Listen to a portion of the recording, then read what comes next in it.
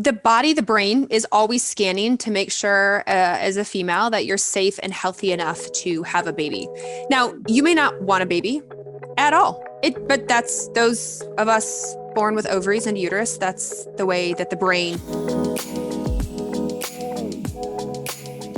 I am so excited.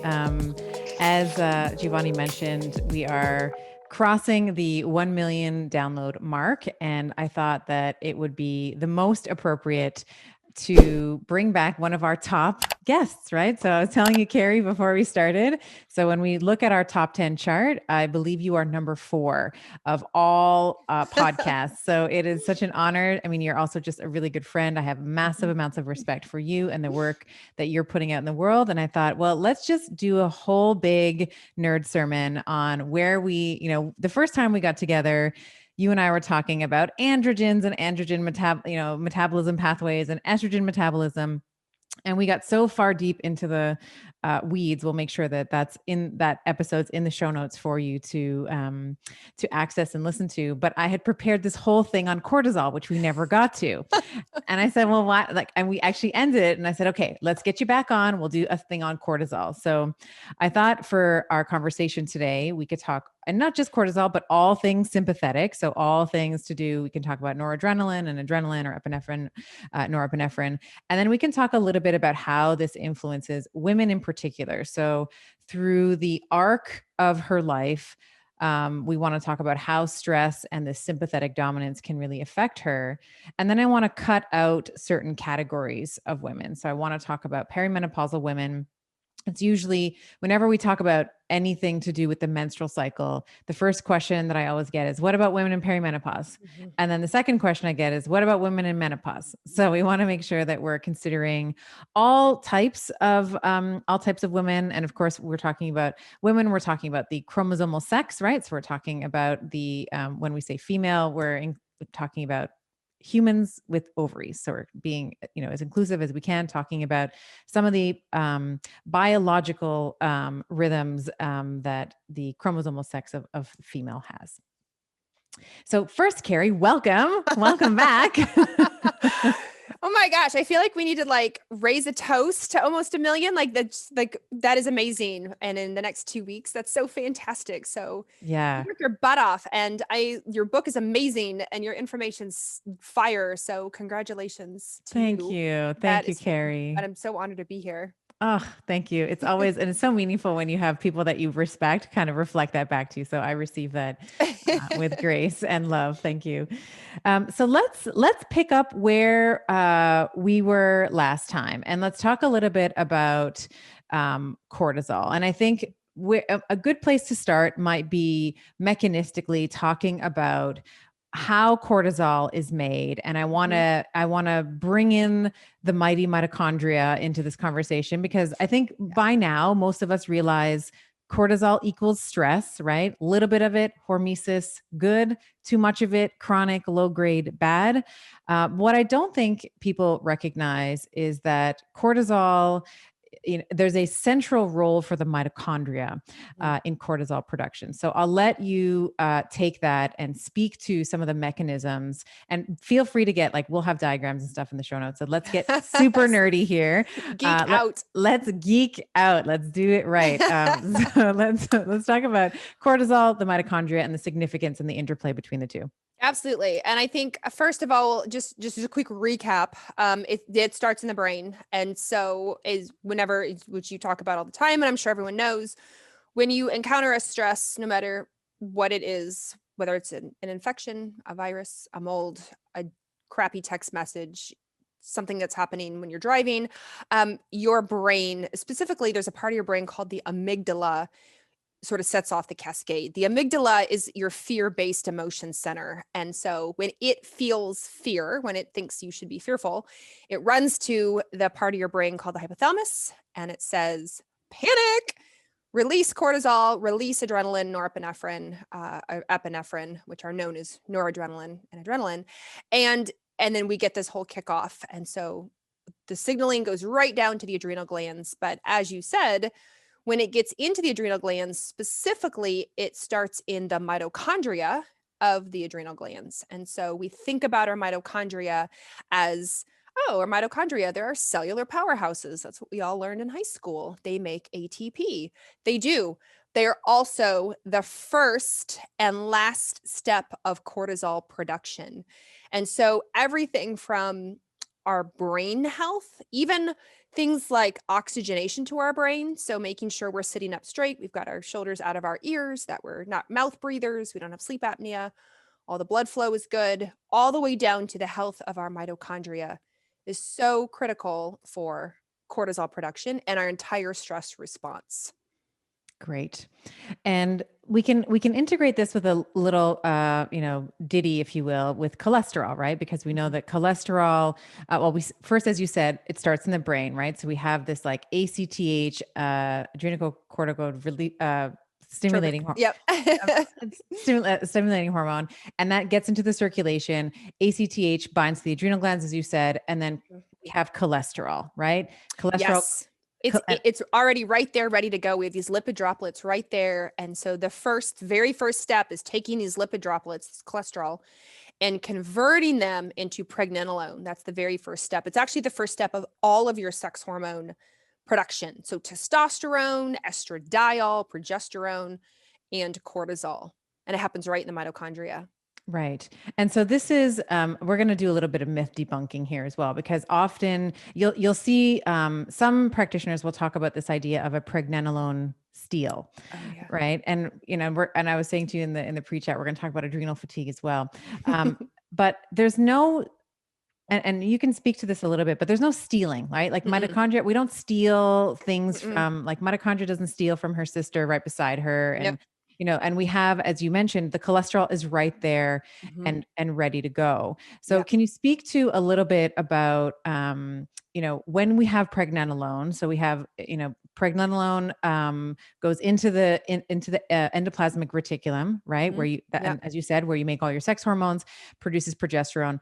This is why you can't necessarily just give pregnenolone, right? Like as a therapeutic, if you're noticing, someone has low sex hormone production, sometimes, you sort of say, well, let me just look upstream from that pathway and, oh, pregnenolone is there. So let me just give her pregnenolone and then that's going to increase the, increase the sex steroid.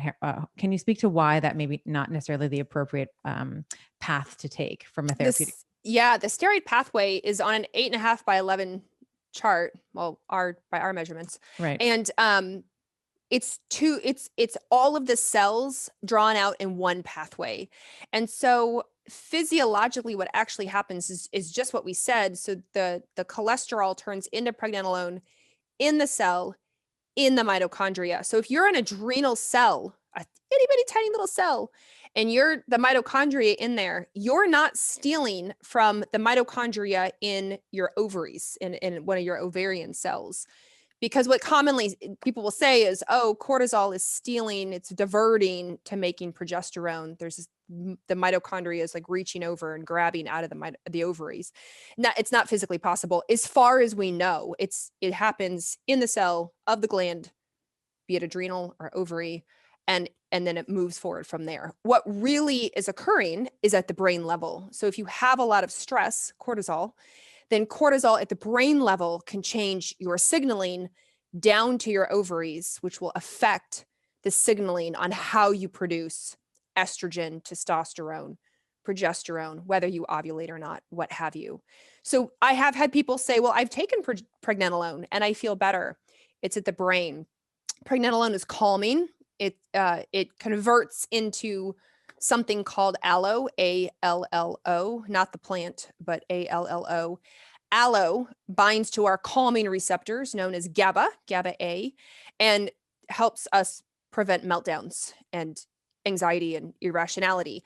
So you feel better, therefore you're calmer, you're more parasympathetic, you're less sympathetically stressed out, and then it can help the downstream effect. So there's no reaching, there's no stealing, there's no stealthiness, because it's within the mitochondria of the cell of the gland. Right.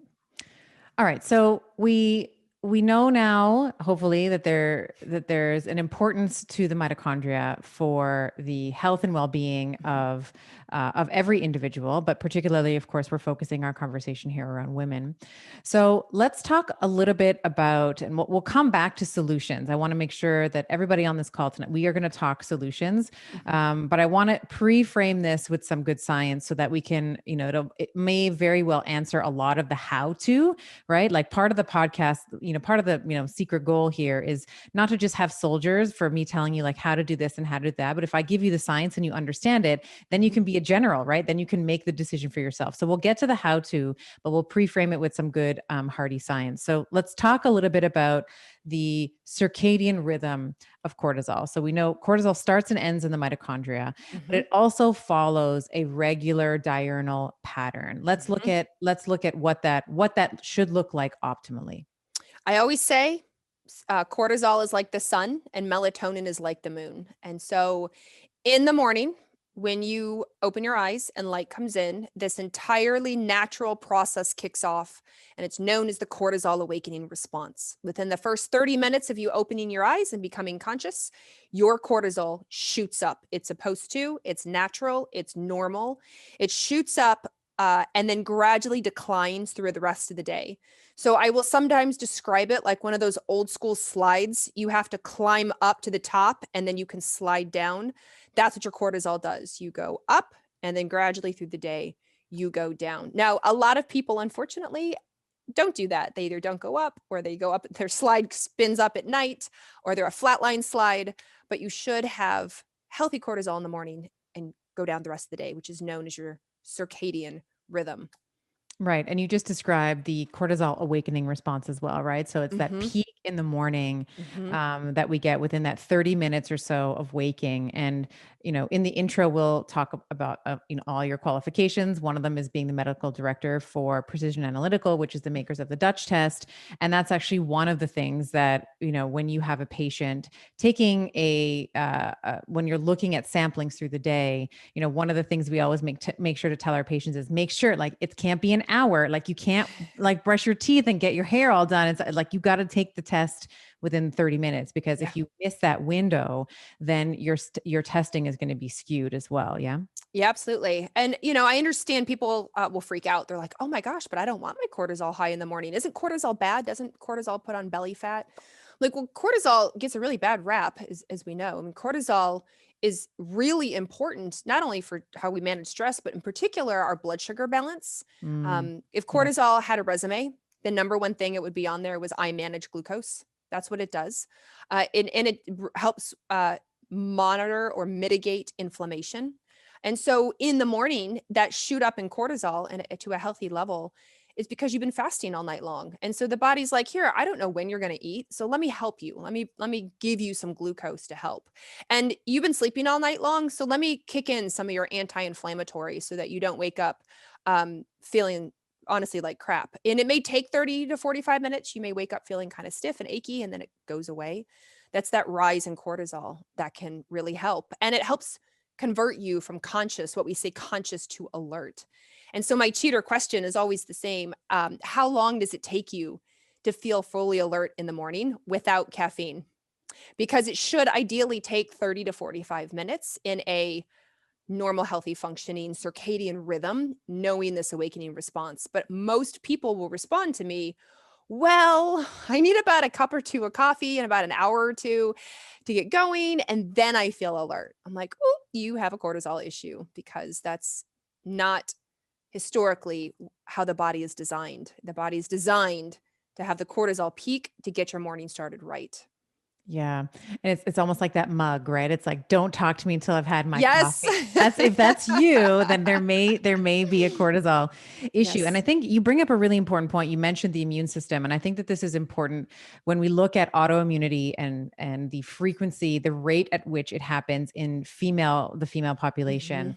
Part of that is due to our cortisol response. And as you said, it's a counter regulatory hormone. It Mhm. counteracts inflammation. Mhm. So when we have, for example, I mean, we all do this every day. We all make cancer cells. We all make autoimmune, like they're mistakes that happen. But, 99.9% of the time, the autoimmune cells are checked. We make sure that they're, before they're released out into the body, they're checked to make sure that they're okay. If you don't have that pulse in cortisol in the morning, Yep. we often will see, or I've had patients report that they're, women with hypothyroidism or Hashimoto's, it's worse for them in the morning. Like they feel puffy, joints are killing them. And to your point, like it just takes them that much longer to kind of get up and running. And it's because the cortisol is not doing its job. It's not bringing down that inflammation or checking, like that central tolerance around checking for those autoimmune antibodies. And which is really unfortunate because a lot of people, when you ask about their autoimmune symptoms, they'll say, I wake up feeling puffy. I wake up hurting. I wake up so tired. I wake up feeling thyroid or whatever it is. I wake up, with RA. I wake up with joint stuff. And cortisol, as you said, plays such a big role there. And even the further development of autoimmune, maybe you don't have autoimmune, but if you've been going through a lot and which is what we'll discuss later, which is burnout, but if you've got burnout and you have sort of a flatlined cortisol, your risk for developing autoimmune could go up because you don't have the ability to kill the cells that are accidentally formed autoimmune in your body. So like you said, that pulse of cortisol does a whole lot. Yeah, so important. It's just that, we often, and I'm glad that we're talking about this and hopefully, nailing the head in the coffin around this idea that, cortisol there's a reason for it, right? Just like there's a reason for insulin. These things are demonized often. Estrogen is another one, cholesterol. Like these things are demonized in these little sound bites that I think we misinform often, marketing, managers where they put out these little like easy to digest sound bites. You really miss the nuance. Like you need cortisol in the morning. You don't want it in the evening, right? Yep, absolutely. All right. Let's talk a little bit about cortisone and the ratio between, or the conversion between cortisol and cortisone. I'm running currently a hormone program, and it'll be available even when the live questioning is done, or the live segment of the course is done. People will still be able to join. And we were talking a little bit about cortisone on it, and so many people were like, "What's that? What do you mean inactive? Tell me about." So I think that you are a seasoned expert here. Can you explain, the inactive form of cortisone to the active form of cortisol, why that happens, maybe preferential tissues where we see this happening as well? The body makes cortisol first. So the adrenal glands pump out cortisol. But then the body's really smart because cortisol in excess can be a bully and it can bind to receptors, which are known as aldosterone receptors or mineralocorticoid receptors. And it can affect our salt water balance, and it can screw up some of our tissues and our other receptors. And so the body's like, you know what? You need to simmer down. I'm going to deactivate you when you're a problem to a hormone called cortisone. Now, it's very important you don't confuse hydrocortisone cream with cortisone. So hydrocortisone, like the cream, it's a naming thing by pharmaceuticals and it's stupid. Hydrocortisone is actually cortisol. So when you buy hydrocortisone cream, 1%, 2% at the store, that's actually cortisol in cream form, just FYI. Cortisone, no hydro, is the inactive form of cortisol, meaning it cannot bind to receptors, it cannot do the things, it cannot turn them on and cause any kind of damage or destruction or affect glucose or anything. And the reason again for that is protective, because if cortisol is bombarding an area of receptors, let's say the kidneys, and what's going to happen when cortisol rushes the kidneys, you can develop hypertension, because believe it or not, a lot of your blood pressure is monitored by and accounted for by your kidneys. And so the kidneys are like, enough of this, and it will deactivate to cortisone to protect itself so you don't have any kind of high blood pressure, kidney damage, what have you. Other areas that have the ability to turn off cortisol, the saliva glands, certain parts of your intestines, your sweat glands, these all can like, whoop, you've got it. Let's dial you down. And that's what it can do. Now you can reactivate though. It's not a one-way path. You can be cortisone, which is inactive, and you just sit there. And then the body can be like, all right, we need you now, activate. There's an infection or there's a glucose issue, or, we need to power up. And so now you can activate back into cortisol. And it primarily does it, unfortunately, in our adipose tissue, our fat tissue. But we can, in other parts of the adipose, and in other muscles and glands and organs, that can do it as well. So it's a checks and balances that happens all day long. The primary purpose is to protect you, but things can go awry, and you can be a deactivator under certain circumstances, or you can be an activator under certain circumstances. And so that's why it's really helpful. And again, I'm totally biased. I work for the Dutch test, but it's really interesting to see people. I'm a deactivator. I was experiencing burnout at the end of 2020 into 2021, and all my cortisol was getting deactivated into cortisone. And my body was like, "Hey, Carrie, chill out, rest, stop, say no, set boundaries." And I was like, "Okay, fine." There it was on paper, and I had to listen. And so it is nice to know the difference between them.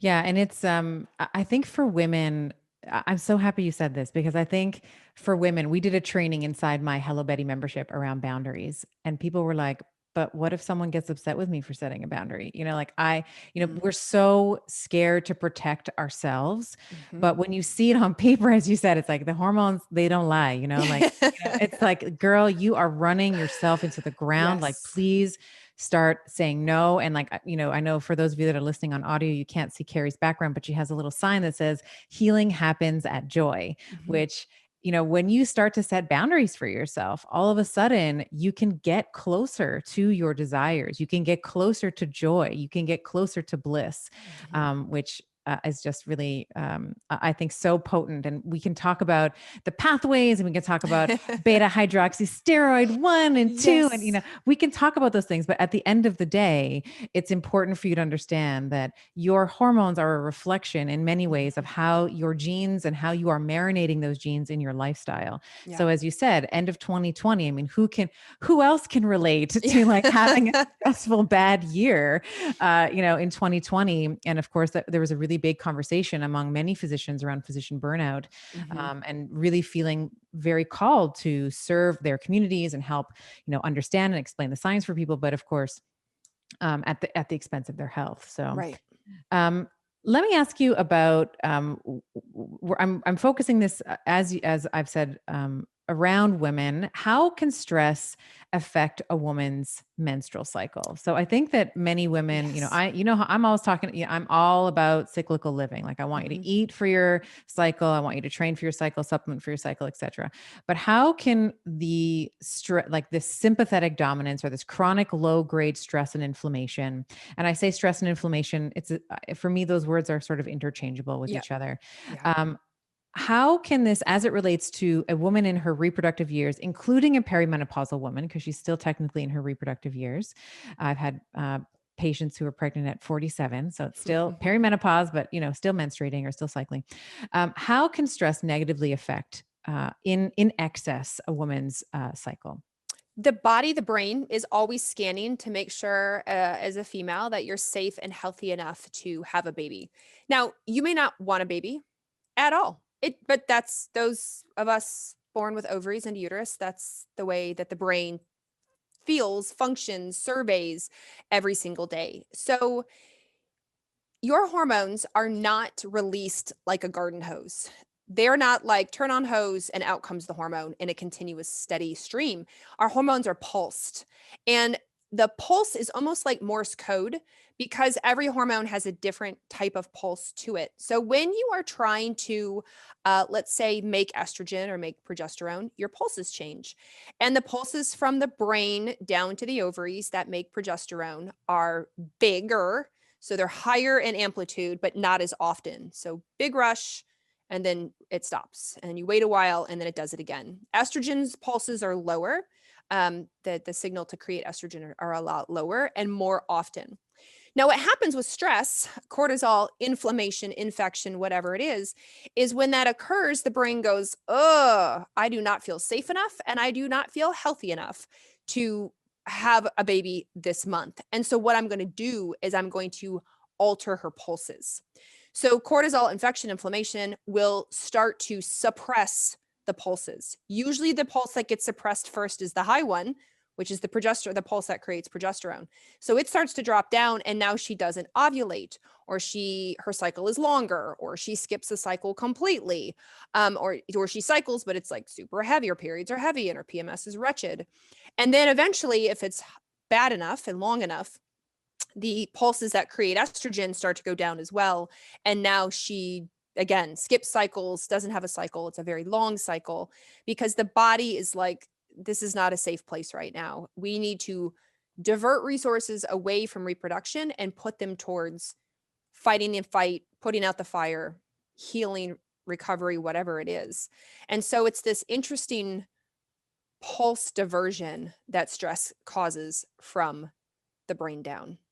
And it's literally, we need to survive right now. Like that's essentially, you move Yes. into this like survival mode, because being pregnant and, optimizing your fertility, like you said, irrespective of whether you want to procreate or not, that is a vital, that is a marker of vitality, right? Like Yes. your fertility is a marker of health for women. Mhm. And I think that when you are in this survival state, you have all these, like, there's all these feedback loops, as you said, right? Mhm. Progesterone is down. You have the feedback loop that down regulates FSH and LH, which now, you were talking about the pulses around estrogen. So now we're not going to have the development of a follicle or the Mhm. release of a follicle. So we Mhm. have these anovulatory cycles, as you mentioned, or you have the excessive, like the crazy bleeding. Sometimes we'll see like, very heavy bleeding for women Mhm. in perimenopause, which can be very scary, right? Or they'll bleed for a really long time because they've had this unchecked estrogen relative to progesterone. It's often called Right. estrogen dominance. So what are some of the, and then let me also ask about menopausal women, because I'm building up to a point here for a menopausal woman. Now she doesn't have she doesn't have the ovaries have retired, right? So we Mhm. don't have the cycle anymore, but we still have these sex hormones now being produced, albeit, lower Way levels, from less. Yeah. way less adrenals, the adipocyte. Mhm. So why is it important for a woman? And I would argue that it's more important as the older that you get to manage your stress. So why is it important for a menopausal woman to also be paying attention to her stress levels as it relates to these hormones? When you are cycling, this is how I view it. So when you're cycling, and even into perimenopause, your ovaries are still a fully functioning gland, or at least a partially functioning gland. And they are taking a lot of the pressure off of your other glands to carry their load of the work. So for those of you, maybe in your job, you work with a team. And so everybody on the team plays a role. And if somebody's on the team is not really doing their job, or missing, or retires, or quits, then either you have to pick up the slack, or you have to hire for that position. In your body, you can't hire for the position. You can't. So once the ovaries do decide to retire, then the adrenal glands are like, where did lefty and righty go? Like, who is making estrogen and progesterone, and who's picking up the slack?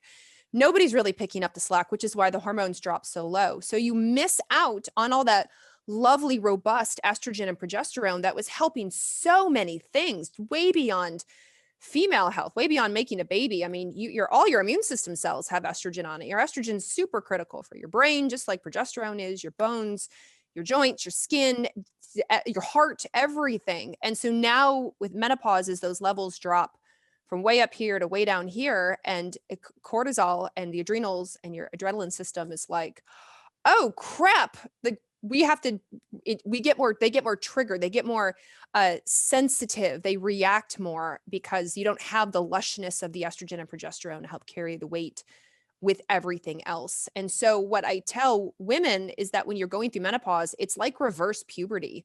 So if you remember all the like crap took to get you into puberty, and how awesome that was, and now imagine backing out of it. And so you need your stress health, your stress response, how you manage stress dialed in at that time, because it's a wild ride if you haven't gone through it yet, or you're not in it yet. And it in itself can be stressful. And then you add the world on top of it. You add your family, you add your kids, you add your job, you add the news, you add a virus, you add a pandemic, you add chemicals, intoxicants, and la la la la on top of, and it's just the last drop in the bucket, and the bucket overfloweth, and you don't feel very good. So I 100% agree with you. When women ask me, at what age should I start with stress management? I'm like, yes. Like the earlier yes. Yesterday. Yeah. The earlier the better. When it's women when they're 30s, I'm like, start now. I know you are at the height probably of creating maybe families or your job or your entrepreneurship or whatever it is. And you feel like I don't have time for this and I seem to be doing fine and it's totally fine for me to burn the non-toxic candle at both ends. But trust me, if you continue it, it's going to make your 40s and 50s a lot rougher. And just like you do, I see it all the time in my patients who slam into perimenopause and menopause as opposed to slide or glide into perimenopause or menopause. Yes, well said. So let's move into some common presentations, and I think we'll get into low cortisol in a moment. But I think for where most of us start is excess distress, right? So Mm-hmm. we've been talking about stress, and I know that we haven't really delineated between eustress and distress, short, acute, and long and chronic, although we've, thrown those terms around. But anything that can be considered a good stress, a eustress, something like fasting, something like exercise, cold, heat, these can also, if we don't stop, if we over exercise, if we aggressively fast, if we, don't regulate our core body temperature, we don't regulate our, light viewing behavior, et cetera, these can all turn into chronic stressors. And I think what ends up happening is we start to see, we were talking about this diurnal pattern of cortisol being very high. Normally we want it high in the morning and sort of ski sloping off towards the end of the day. And what I would often find when I would do the Dutch with my moms is we would almost see like an inverted curve. Like it was at 3:00, like all of a sudden 3 or 4, like time when we pick up the kids, right? It's like time, the cortisol spikes there. The other time we would see it is in the evening. Yeah. I call it my mom curve or my entrepreneur curve. Yes, exactly. Same curve. Yeah, same curve. So let's talk about, and I thought I was so clever in my book, The Betty Body. I said, I was like, I made up some sort of almost like a fabricated relationship. I'm like, there's an inverse relationship between sunlight and anxiety, because as the sun goes down, I thought I was being very clever. I think I was the only person who got that joke. But let's talk let's talk a little bit about signs of high stress in the evening. What would you clinically, and of course we're saying this, you're a doctor, you're not everybody's doctor here, but what would be some things that would tip you off, put on your clinical hat and say, dysregulated HPA axis for high cortisol levels in the evening? The biggest thing is I can't fall asleep. I can't wind down. As we get into the evening, I feel wired again, even though I'm tired. So I'm wired and tired in the afternoon.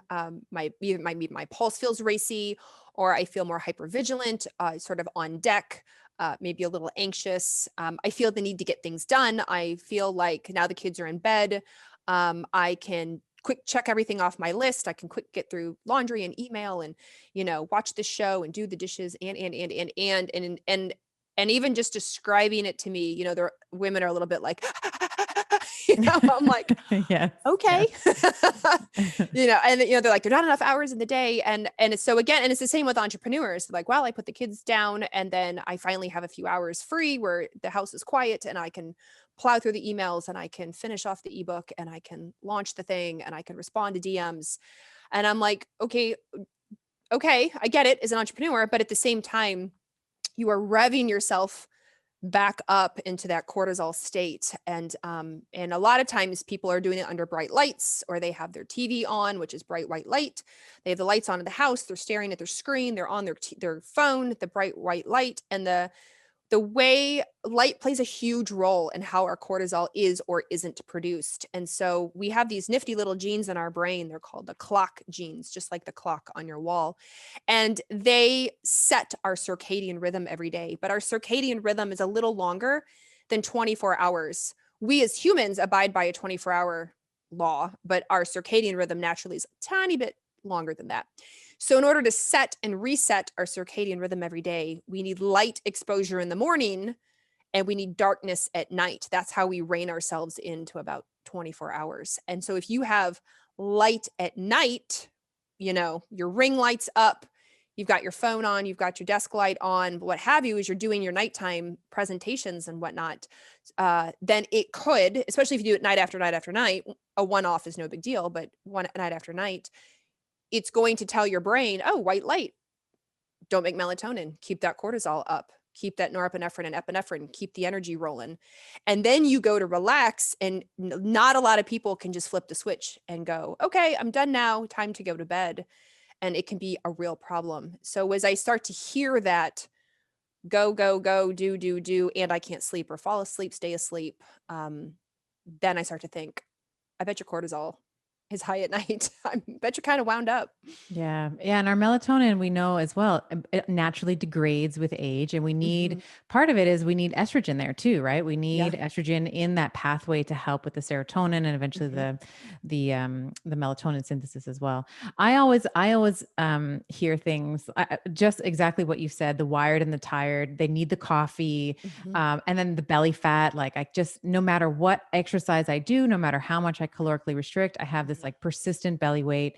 And I'll also get that they can't tolerate stress. Like they can't, like they're, Yeah. it was funny. A couple of years ago, Giovanni was like, you don't like movies, do you? Because I would jump, I would be in my seat and like, we would be watching Star Wars, which is not, we're not, it's not like a crazy movie, but like somehow Darth Vader would pop out and I would just be like a cat on the ceiling, like shaking. Right. So, for, not being able to tolerate surprise Mhm. or, being startled, like we're startled very easily. So Mhm. just as a couple of things in your clinical, for the practitioners that listen, I know we have a lot of doctors that tune in.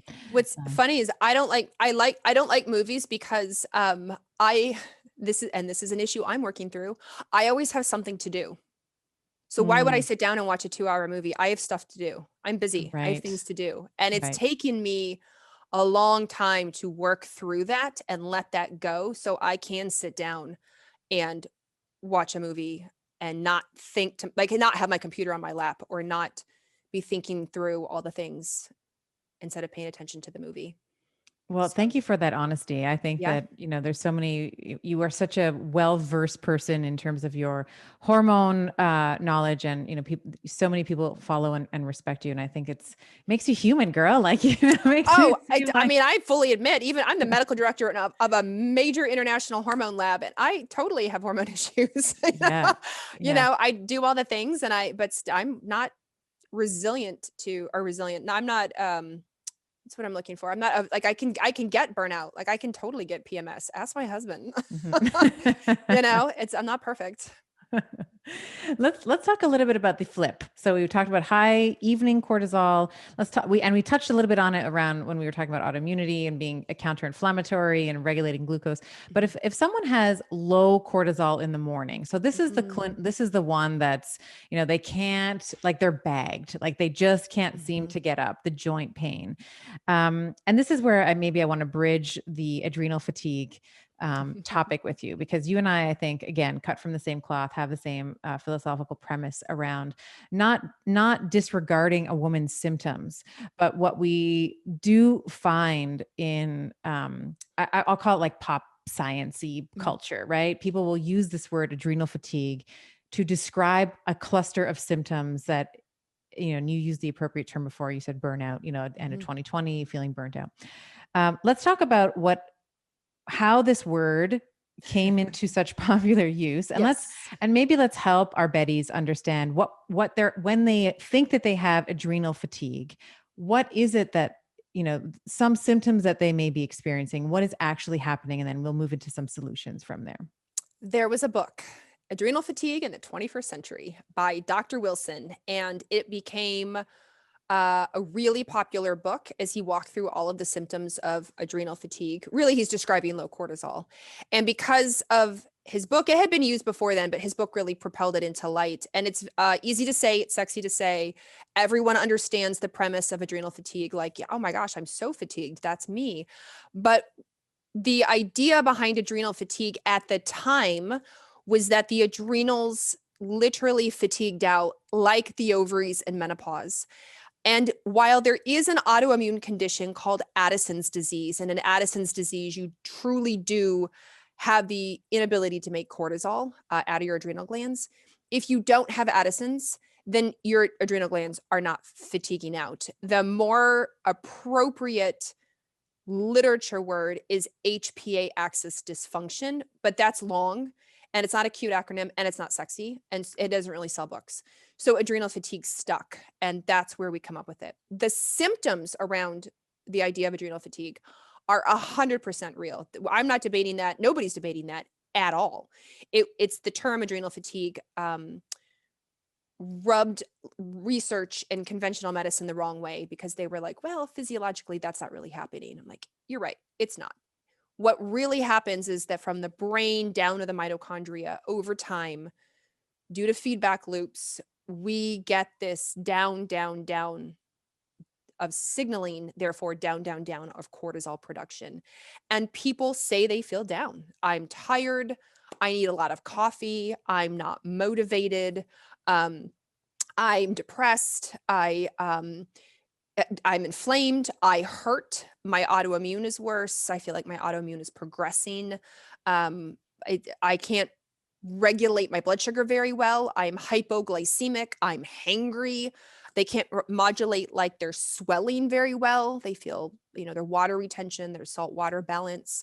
They crave salt often, or sometimes even sugar just for that quick pick me up, and oftentimes sugar. And so that low cortisol just has everyone feeling burned out and depleted all over the place. I also see that's exactly right. And I also see people will say, you know what? I used to be able to have tomatoes and now I can't. Or I used to be able to have onions and now there's this growing, maybe food intolerance is the word I'm looking here. Not necessarily an allergy, but just there's more gastrointestinal upset. Yeah. More GI distress, we'll Yeah. call it. That's probably a better encapsulating term for it. Yeah. Yeah. Well, as we know, cortisol, among lots of things, can degrade the mucus layer in our intestines. And so when you have high cortisol, you consistently, you start to degrade that mucus layer, and that's your buffer layer between all of these things. And then eventually, because you've had high cortisol for so long, you can really thin out that mucus layer, which affects the way that you react to foods. But now you've flipped into a low cortisol situation. And if you don't know, and you don't know how to get that mucus layer back, then you totally struggle with food stuff unlike before. Yeah. And just one last piece, because I saw this like almost every week in the clinic, was my patients who, for some reason, were always lawyers. I don't know why, but they always had TBIs. They always had some type of brain, like they, fell down. They worked themselves. It's often like I was working on a case and we had a deadline and I was working all hours of the night and then I passed out. Like they passed out from the stress, passed out from lack of sleep, hit their head, and then had some type of concussion. And then we see that type of presentation that you're talking about worsen it, because now the brain, and even if it's been someone who, injured themselves. I've had a lot of sports injuries that I've cared for. And they're like, I was wearing a helmet. So it's like, but yes, but the brain is like an egg in water. So if you had a mason jar and put egg in with water, and then you wrapped up that mason jar with bubble wrap, let's say, and shook it around, right? The egg is still going to smash around, right? Pretty good chance. So the helmet it protects the mason jar, or the analog would be the skull, right? So the helmet is really important for the bony protection. It doesn't do so much for the soft matter, right? It isn't so much for the organ. And I would often see like they would always if they didn't wait long enough, and it's always my type A lawyers who couldn't wait to get back into the office, had to, go to the gym, push themselves, and then they, dropped a weight or something on them. So that's another. The same for, speaking of brain, sleep apnea. You're right. My severe sleep apnea, my mouth breathers, disordered breathing, much different sort of mechanism, but much like a brain injury or concussion or what have you, when you alter any kind of oxygenation to the brain, you're going to alter your ability to make any kind of signal. And that includes down to make cortisol. So my severe sleep apnea folks, or not even severe, you don't have to be severe. That lack of oxygenation to the brain plays a major problem. So if you're a Huge snorer, if role. somebody's told you you snore, take it seriously. It is affecting everything from the brain down. Yeah. Yeah. Great. Okay, let's talk about solutions. We have Yes. pre-framed we've talked about some awesome science. And like always, I'm being mindful of the time because I want to make sure, but I could just speak to you forever. And Likewise. it's just so lovely to Just live speak to. closer. Yeah. Would you just move Stupid closer? borders. Yeah. No, I'm not. You come here. Actually, I've seen where you walk your dog. I would move to where you are. I would move to where you are. So a couple of common things that we see in perimenopause, moving into menopause. Mhm, Um, and we're going to wrap this in the cortisol bubble, but I mhm. want to speak to your expertise in terms of lifestyle modifications. That could be movement, that could be nutrition, that could be supplementing. Anywhere you want to go with it, I'll follow. Let's talk about sleep. So Yeah. we've like dabbled a little bit. We've talked about GABA, talking about anovulatory cycles and the progesterone. How can a woman in perimenopause or menopause or any, you could be 32 and being like, I could, Yeah. up level my sleep a little bit. How can we help support getting a restful, restorative sleep? First thing are the basics. So hopefully by now you realize that you're going to either wear blue light blocking glasses and adjust what you're doing at night before bed. At least if you have to do work at night, at least give yourself an hour of wind down time. Two would be great, but I understand that's not always possible. So getting off the TV, the computer, the phone, what have you, not having every single light on in the house. Don't use an e-reader. Go back to old school books at night and flip, because that alone can make a huge difference in the circadian rhythm. Be mindful of what you eat at night, how late you're eating at night. If you think you're using that glass of wine to wind down at night, but yet you struggle with sleep issues, it's probably not doing your sleep, your liver, your hormones, your detoxification any good. And also be mindful of what is in your room at night. And so I know it can be hard with moms, whether moms of kids, moms of dogs, moms of cats, that you're like, well, the kids always come in, or we co-sleep, or I have two dogs in the bed and, they snore and keep me up. It's your sleep. And I understand, my dog is family, and obviously we don't want to kick out the kids per se, but it is still your sleep, and doing what you can to set a few boundaries and create maybe some new rules around the sleeping situation can be a huge difference. And then consider things like mouth taping.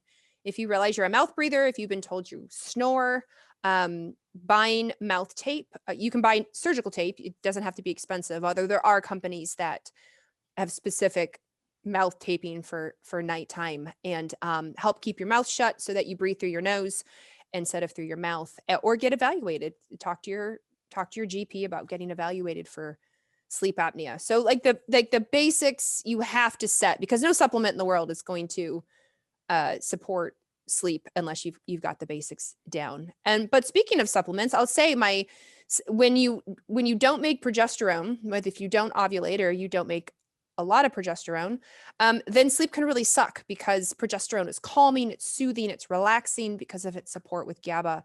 And so for some women, as it applies, progesterone supplementation might be the route for her. If not, one of my favorite over the counter is holy basil, or Tulsi, which is Tulsi, Tulsi. Tulsi tea is sold pretty much everywhere. I drink Tulsi tea every single night before bed. Even when I travel, I take it with me and drink it in hotels, because it's just calming, it's relaxing. It's not necessarily sleep inducing. It just sort of brings you down a level. So if you have been worked up all day, Tulsi is really nice to bring it down. Of course, there are things like chamomile, lavender, skullcap. There's L-theanine, which is kind of an amino acid, Mhm. glycine, which is an amino acid.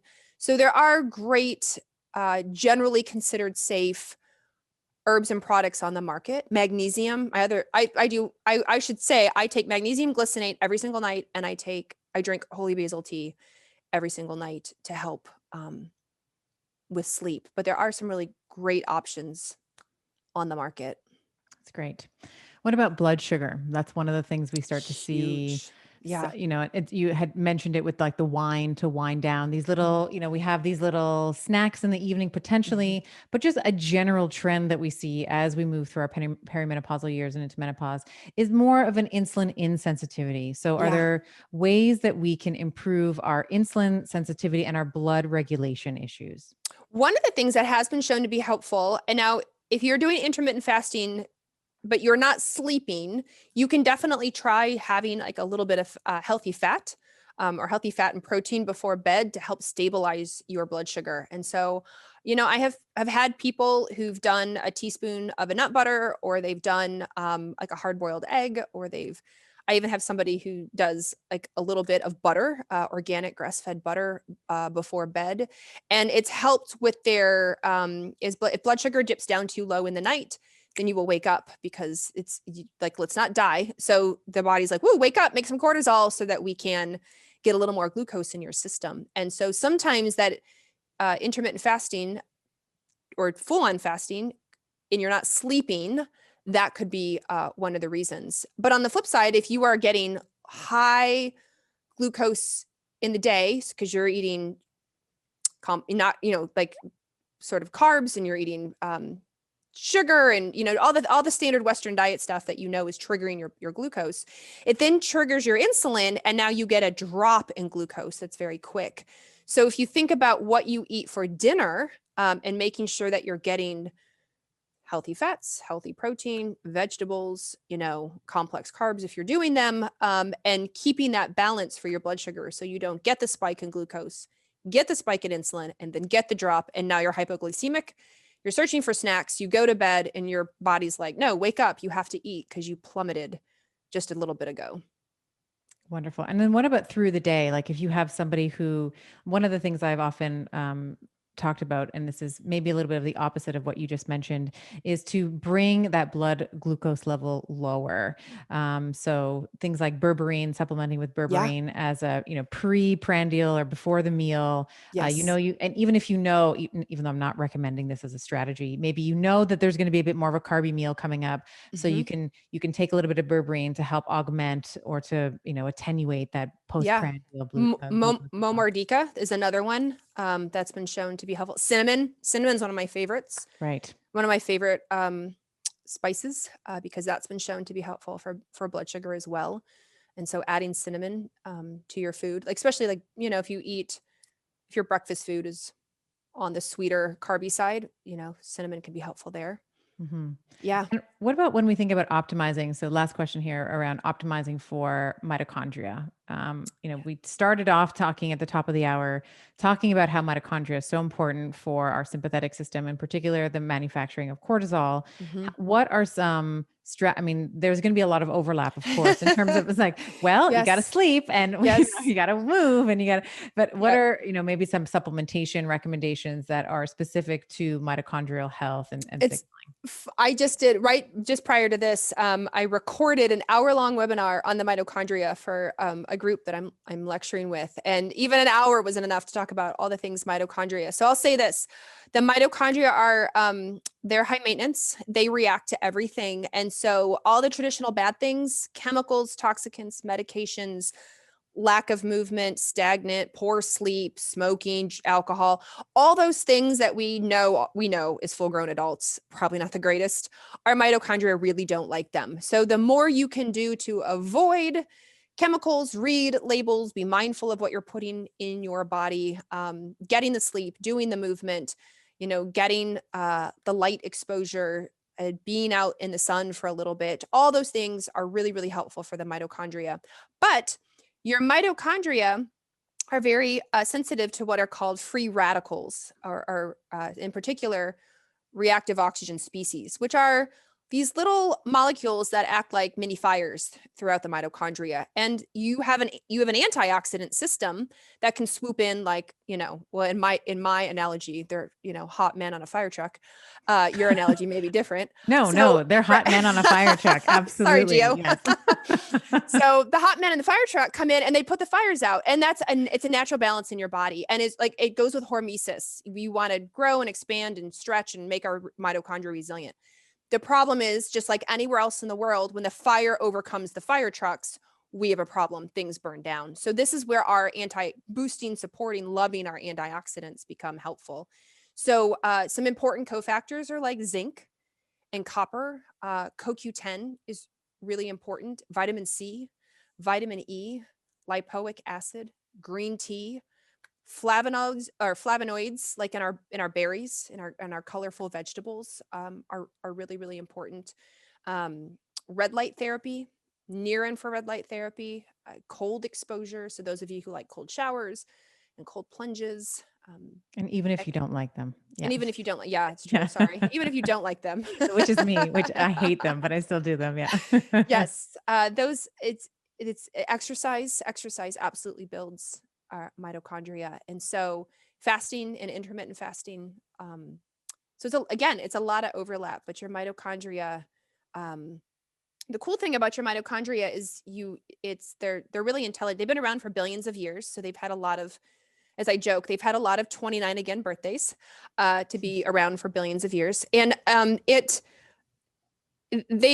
they're intelligent in that if a mitochondria is not functioning well, it's totally malfunctioning, it's not doing its job, then it's almost like the colony gets together and they're like, sorry, you have to go, because a malfunctioning mitochondria actually does worse for the system.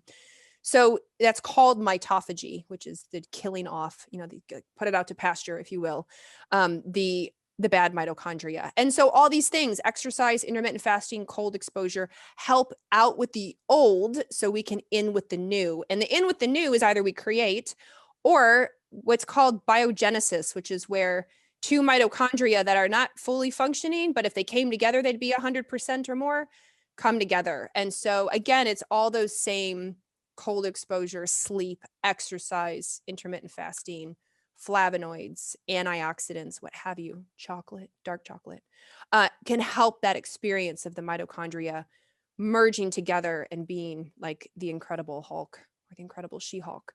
The She-Hulk, yeah. Because you get them from your mama. We'll make them She-Hulks. You get them from your mama, exactly. Yeah, they are maternal. They are maternal. And what about NAC and aniseed? Glutathione. Glutathione. So in the mitochondria, one of your very first steps to get rid of these fires is something called superoxide dismutase, SOD. And what if it slips, once SOD does its job, then you need a secondary fire truck to put out the fire after that. And glutathione is one of the big ones that does it there. It neutralizes one of your fires called hydrogen peroxide. Just like the hydrogen peroxide you probably have in your cabinet, your bathroom cabinet, we have hydrogen peroxide that gets formed in our body. So glutathione is a really great neutralizer of that and real potent antioxidant. The problem is glutathione requires B vitamins, specifically B2 and B3, and selenium to do its job. But it also requires B6 and things like cysteine and glycine to make it in the first place. And so instead of everyone like writing down everything I'm saying and taking tons of supplements, it starts with what do you eat? Like, do you get these things in? Do you get enough of, the protein and the amino acids and the co-nutrients in?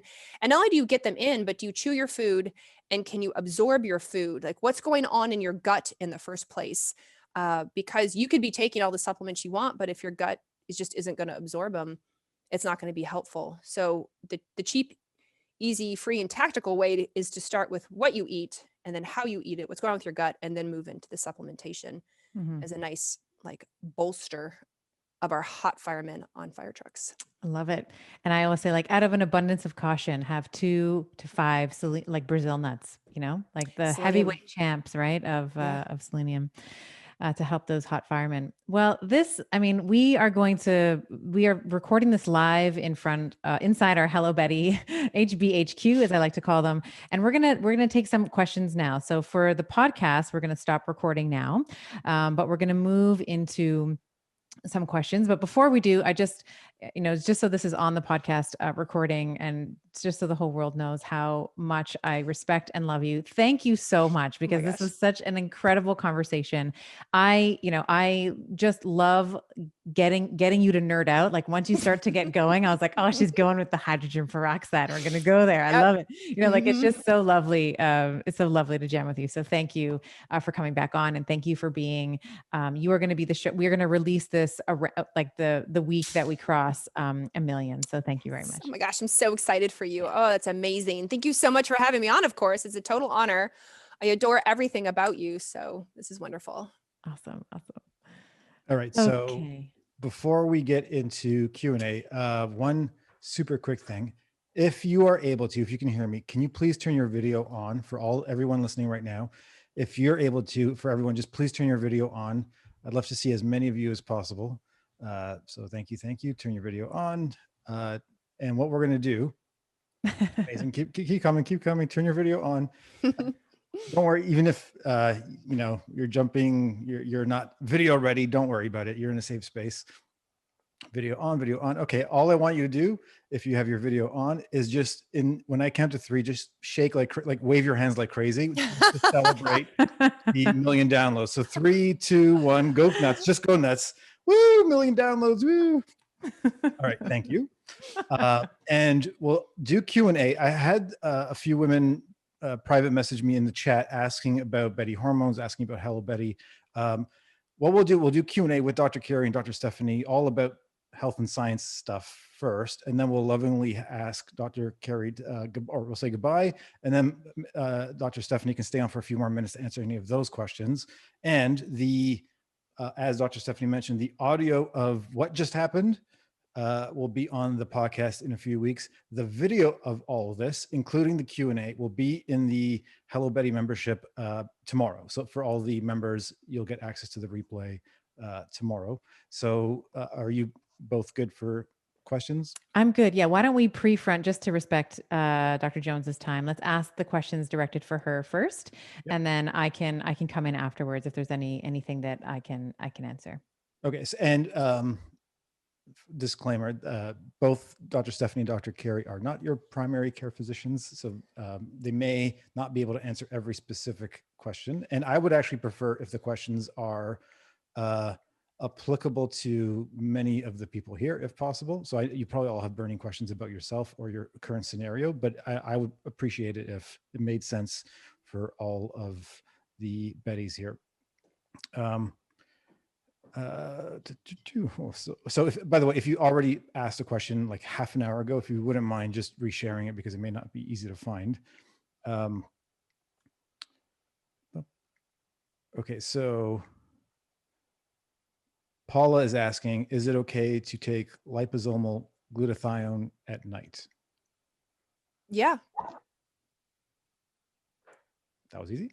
Yeah.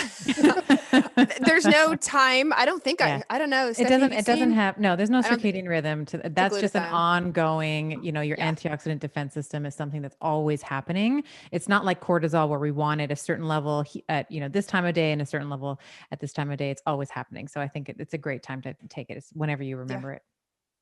Lisa is asking, I will be 48 in a couple of weeks, and for the first time ever, my last period was just spotting. What to do next? Well, you may not have to, I mean, it depends on what you're looking for. If you have no other symptoms and it's just spotting, be aware that that is common. That can happen. So you may your next couple periods may be spotting. You may skip a period. Your next period may come back and be your full on normal period again. But as we get more and more and more into perimenopause, closer to menopause, our cycles do tend to change because our ovaries the signal is coming down, but the ovaries are not as receptive as they once were. They don't want to do it anymore. And we don't have the follicles there to receive the signal from the brain. And so not uncommon to spot. And if you're otherwise feeling pretty good, you just follow along with a lot of the things that we talked about today, making sure stress and sleep and digestion and everything is all dialed in. And we'll see what happens next cycle. It could be a giant surprise. Yeah. Welcome to perimenopause. Welcome to perimenopause. Yeah, and the spotting is usually what we're seeing is that the progesterone is not high enough or sufficient enough to keep the endometrial lining. So we're starting to see that ischemia, or that dying off of the tissue. So you're starting to see that the first little spots of the period. That's actually, it's the low progesterone. So Dr. Jones was talking earlier. Carrie was talking about estrogen and keeping like your stress, because your stress impacts your estrogen levels. So like managing and doubling down on stress, I think would be one of the best things. Sleep, of course, we know that, yeah, sleep, really, you optimize your hormones in sleep, and getting that really bright early morning light as well. So Mary and Teresa are asking how to increase the mucus lining. So two of my favorite ways, one is vitamin A. Real vitamin A can be really helpful. And the other is colostrum, which some companies sell. You can buy really great grade colostrum, can be another really helpful way. And then just temporarily, things like prebiotics instead of, you could do probiotics too, but prebiotics can be really helpful. And then working on your stress first and foremost, because we know cortisol, norepinephrine, and epinephrine is degrading to that layer. And so short of doing any kind of GI type testing, which I do recommend, but if you're just in the interim trying to figure out what to do with your gut, or if you already know that your mucus layer is has been affected, if you've been told that, then oftentimes you will hear about vitamin A and colostrum. Do you use other things, Stephanie? No, I love colostrum. That's Mhm. that's the liquid gold in a mother's breast milk, right? That helps Mhm. to colonize the gut and helps the epithelial layer of the gastrointestinal tract. I would also say, you mentioned prebiotics, prebiotics, resistant starches. It's actually the Mhm. same kind of word. So things like green banana flour, green plantain flour, raw potato starch, even things like cold rice, cold Mhm. Cold potatoes. potatoes. Yeah, Mhm. high resistant starch or prebiotic content that helps to produce something called butyrate, which will help to repair that Mhm. epithelial, that mucosal lining of the lumen. I love getting names right, and I'm not sure if I will get this one, but I believe it's Bronick or Bronig, is saying, regarding menopause, does every woman need some form of HRT given the other needs of the body for estrogen and progesterone? Ooh, that's a hot topic now, isn't it? I will start the conversation off by saying I am a big fan of HRT, which is hormone replacement therapy. Do I feel that every single woman is a candidate? I do not. No. So I'm very careful to screen all of my women before I put them on hormone replacement therapy. Also, remember, hormone replacement therapy is a big umbrella. It encompasses all hormones, like thyroid medication is hormone replacement therapy. Usually people are referring to estrogen, estradiol, but it does encompass progesterone, testosterone, DHEA. We can replace all of those hormones. So I am a big fan of hormone replacement therapy because there is no herb, there is no nutrient, there is no exercise that is going to magically make your ovaries pump out estrogen and progesterone like you had in your cycling years. And because we know the decreasing hormones can play a big role in brain health and bone health and heart health and skin health and mood and all the things that a number of women do find that being on HRT of some sort allows them to live life again and really helps alleviate a lot of their symptoms. But as I said, I am careful. I don't give it to every single woman. And some women, bless their heart, sail through menopause without any issues, minimal symptoms, minimal side effects, minimal anything. And I'm like, fantastic. Why would I put you on HRT? So it's hard to answer in a Zoom room because HRT is a big topic. Yeah, it's a big topic, and I tend to agree with you. I think that, yeah, I had Dr. Felice Gersh, who I know you Mhm. know as well. She was on the podcast, and we were talking about this, and she was like, "I'm a big fan of it as well. We have to get rid of a lot of the stigma. We had the Mhm. Women's Health Initiative that just kind of mucked everything up in terms of the Mhm. way that they studied and the cohort that they studied and the way that they manipulated the data. But I think generally, if you can, we've been talking about a lot of we'll call them low cost options, right? Like Mhm. sleep, light Mhm. therapy, core body temperature manipulation, movement, nutrition. These will all directionally improve the balance and optimization of your testosterones, which you need as a woman, estrogens, progesterones, etc. But as Carrie said, they are not going to replace the amount of estradiol that your ovaries are going to produce. So but again, like kind of at the risk of sounding like a broken record, the mastery of some of these foundational basics, the sleep, the breathing, the light therapy, all these things, they have to be in place.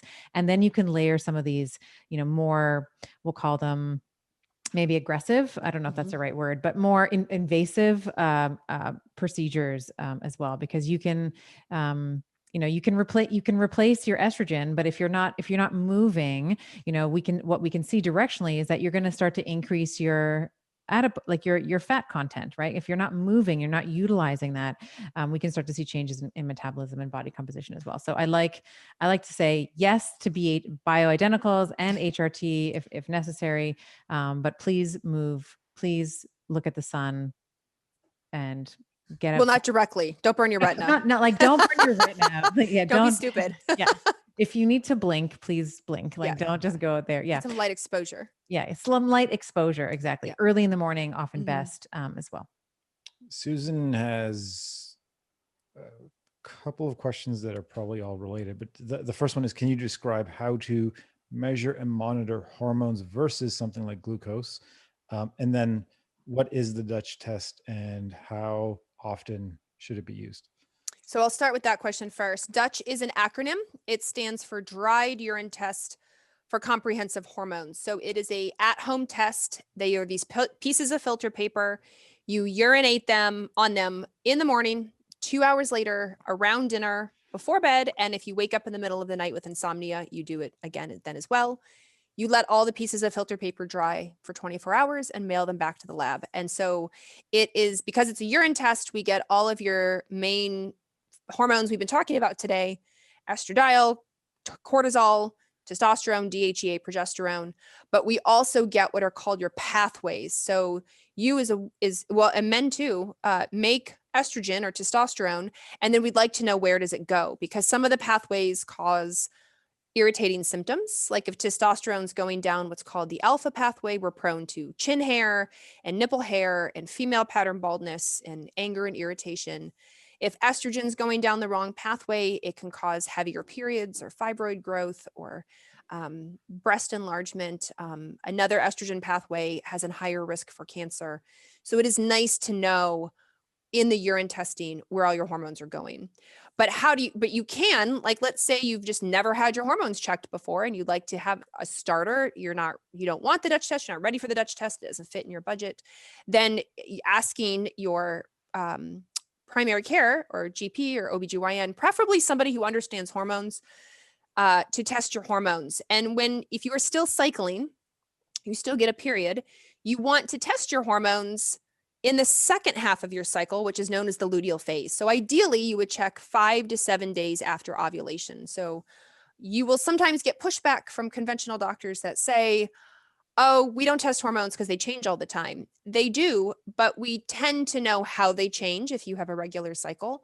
So we're very pinpoint on where in your cycle we test. So 5 to 7 days after ovulation, which is roughly like day 19, 20, or 21. If day 1 is the start of your period. If you're menopausal, you can test any day you want because you don't have a period. So I do advocate, if you've never had your hormones tested, to get your hormones tested. And if you're looking for a comprehensive view of your hormones because you've got a lot of hormonal issues or you've been struggling with hormone stuff for a while, then really consider looking at the Dutch test. Yeah. And I would just, to round that off, in terms of insulin, that is something that you would get, you do fasted insulin. You can get that done as a blood draw as well. And then did she ask about glucose? Yes. Glucose, you can do at the same visit when you're getting your fasted insulin. They can look at fasted glucose, or there are, more technological advancements, things like CGMs, which we've talked about before, continuous glucose monitors, which are great. So you can basically, you have like a little it's like a probe on the back of your arm. You have an app on I your know. phone, and then you can basically any time of day sort of see how when you're in a stressful meeting, you receive a text, you have a meal, you can see how your glucose ebbs and flows over the course of the day. I'll tell you guys, I wear a CGM. Actually, I don't have one on currently because in full disclosure, I put on fake tanner. And so the CGM it's little. And then the one I have comes with a sticker that you put over top to protect it. And I didn't want, you can't really put on fake tanner with a sticker. And the fake tanner I use is Coco and Eve, which is pretty clean. If you're looking I have no affiliation. They're just a clean, safe tanner self tanner. So anyhow, I had my CGM on prior to this and I was mad. I was super mad and I had to get in my car to go run an errand and I was yelling in the car nobody, myself, the world, whatever. I was just talking out loud, upset in the car. And it took me 30 minutes to where I needed to go. And I had happened to scan my glucose before I left. And by the time I got to where I was going, I scanned again and my glucose went up 15 points. And I was like, oh, my little freak out session there helped me let it go. But my body thought I was fight or flighting. It was like, well, clearly you're yelling at a tiger or a bear. Clearly you're yelling at something and we need to give you glucose to sustain the fact that you need to run or fight. And it was just me yelling in the car at myself. So it is real. Christy's asking thoughts on using licorice and I think it's pronounced rhodiola to help regulate cortisol if it is flatlined. So I really like licorice a lot. A lot of herbalists will say that licorice is a great harmonizer. It makes other herbs play well together. What licorice does is it slows the breakdown of cortisol. So if it's really low, it'll help keep it around longer. And licorice also helps convert cortisone into cortisol. So it's an activator. You have to be very careful with licorice though. Licorice can increase blood pressure and it can reduce potassium. It's called hypokalemia. So you have to be very careful with your dose and how long you are on it. And if you already have high blood pressure, you already have electrolyte issues, just be very mindful of that. Maybe work with somebody who understands how licorice works. But you will find licorice in things like teas. You'll find it in, like detox teas and different kinds of teas. And the reason for that is because it's a harmonizer. It makes the other things play well. And what you find in a tea is generally really pretty low and not generally much of a concern. Rhodiola is an adaptogen. Ideally, you want it coming from like Russia, which is, you'll sometimes see rhodiola like Chinese rhodiola. Nope, we want it to come from those cold, barren terrains because rhodiola was originally used by Russian athletes and it found that it improved their resiliency, it improved their stress response, that it improved their athletic output. That's what rhodiola did. And so the problem with rhodiola is it can be very stimulatory for some people. It can worsen their anxiety. Rhodiola can also be, depending on the dose, drying. And so dry eyes, dry mouth, dry vagina, you want to be careful. So, the story, my best friend and I were sitting at a conference years ago, an herbal conference, and she had told me she'd started rhodiola as an adaptogen and she was super excited. And in a separate conversation, she said she was having really bad dry eyes and thought it was allergies. And then the speaker was talking about adaptogens and he said rhodiola is drying. And we were like, oh, dang it. So she'd been taking lots of rhodiola and it was actually having the drying effect on her. So yes, rhodiola is a great adaptogen for the adrenals. Just it's not risk-free. Next, Carolyn is asking, is there a relationship between histamine intolerance and cortisol levels? So histamine, oh my gosh, histamine, it can really wreak havoc. Absolutely. Yes. So we know that histamine, for those who don't know, histamine is released out of our mast cells in response to things like allergens. We think of antihistamine, you take Claritin or you take, loratadine, you take whatever to help calm your histamine response. But yes, cortisol can make the mast cells more release friendly. And so meaning like they're trigger happy, that cortisol is high, you're dealing with an infection, and out comes the release of the mast cells, and therefore out comes histamine. Estrogen, high estrogen can also slow down the breakdown or degradation of histamine. So high estrogen can also keep you in a histamine state longer, which is why as we get close to or into PMS time, if you are estrogen excess, you've got a lot of estrogen floating around and you feel bloated, you feel puffy, you feel maybe your allergies are worse, your skin rashes come back, you feel more anxious, that histamine, you feel drowsy. That's all that estrogen is keeping that histamine around longer. So yes, they do absolutely interact with each other and can cause symptoms. Angie is asking, are cervical polyps related to hormonal issues or just random? Is there a benefit to having them removed, or should I just wait and hope they go away? So cervical polyps, I always remove them. There is a less than 1% chance that polyps can become cancerous. And so even though it's less than 1%, I do tend to have them removed. Nobody really knows why polyps are formed. They do tend to grow with estrogen. So estrogen is not the cause, but estrogen is the fertilizer that causes them to grow. Polyps are very thin-skinned and they bleed really easy. The slightest bump and like all of a sudden they bleed, and they're full of capillaries. So again, thin skin, capillary, you bump them, they bleed all over the place. They can get in the way of fertility. They can cause bleeding after sex because any kind of vaginal penetration can knock them and then the capillaries break loose. So I do tend to pretty much always have them plucked out. And thankfully, the cervical polyp removal procedure is generally very straightforward.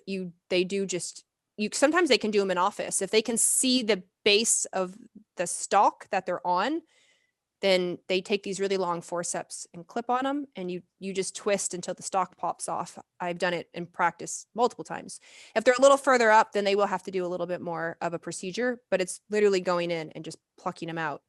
So thankfully, it's very straightforward and not very traumatizing to the body. It's not like you're cutting and removing and stitching and all of this stuff.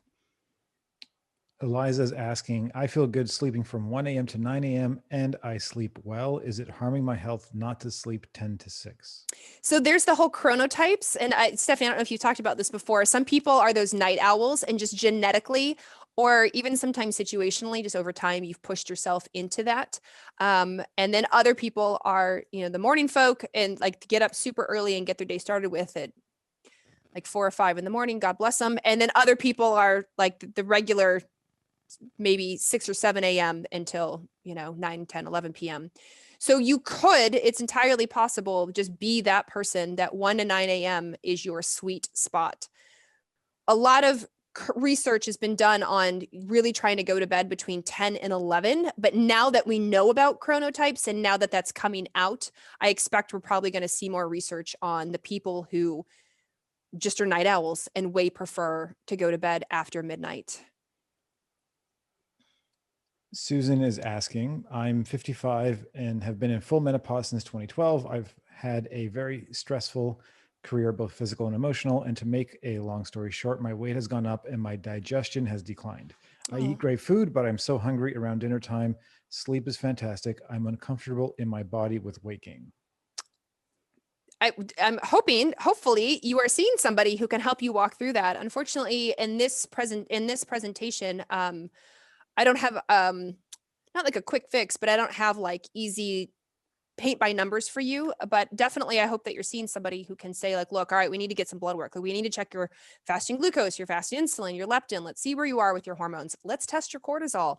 What's your thyroid doing? What are your vitamin D levels, your vitamin B12 levels? Like all of these things that shift and change as you go through menopause. And if they're not checked, they can run rampant and progressively get worse.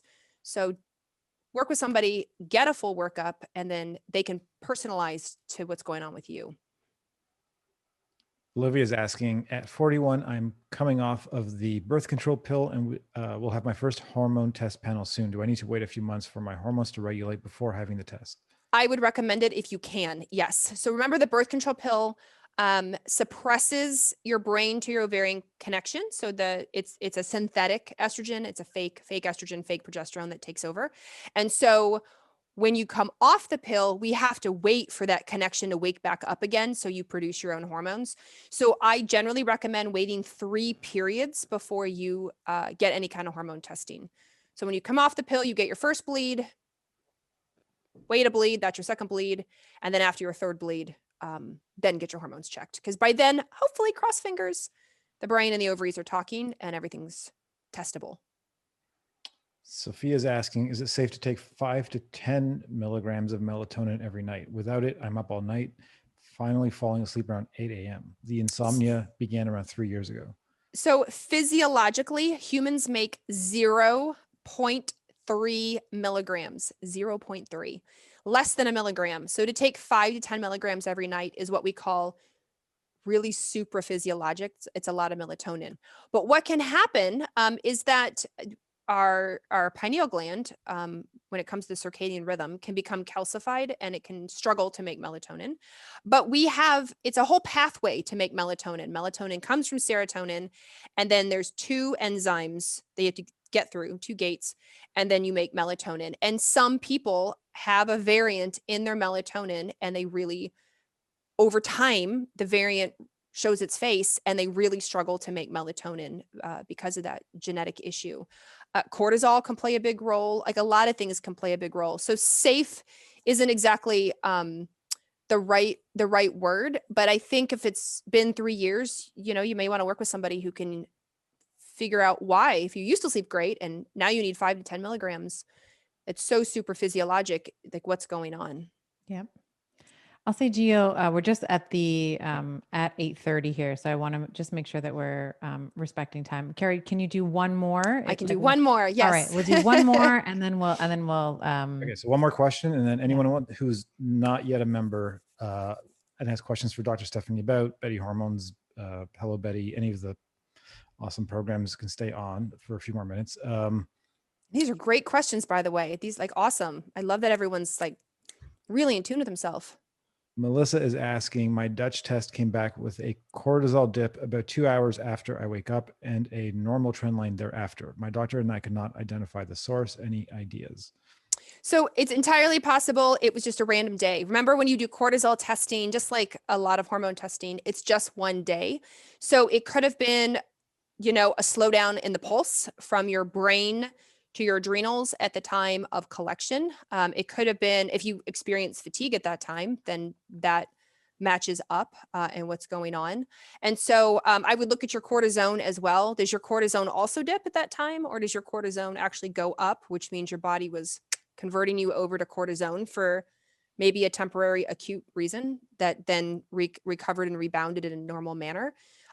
So there are a few reasons that it could be. Awesome. Carrie, you've been so generous with your time and your brain and your hormones. We know that estrogen obviously bathes your brain and makes you chatty and all the things. So thank you so much for your time today. And for any of you, I know there's questions around Betty Hormones, so we can, maybe Gio, you and I can hang around for another minute or two. We can answer some questions about that. And Carrie, I'm going to send you this podcast when it's ready to go. Perfect. So like the week before it comes out, I'll send it out to you. Oh my gosh, I can't wait to celebrate you. This is amazing. So thank you so much for having me. Thank you to everybody. I've been following along in the chat and I really, really appreciate it. And I just appreciate you. Thank you, Carrie. All right. Bye, everyone. Talk to you soon. Dr. Stephen Gundry is the video that's coming up next for you. Just click right here. We're talking about the microbiome, energy, postbiotics, mitochondria, and how to get your energy back. Continuous ketosis, 24 hours, 7 days a week, 365 days a year is really dumb.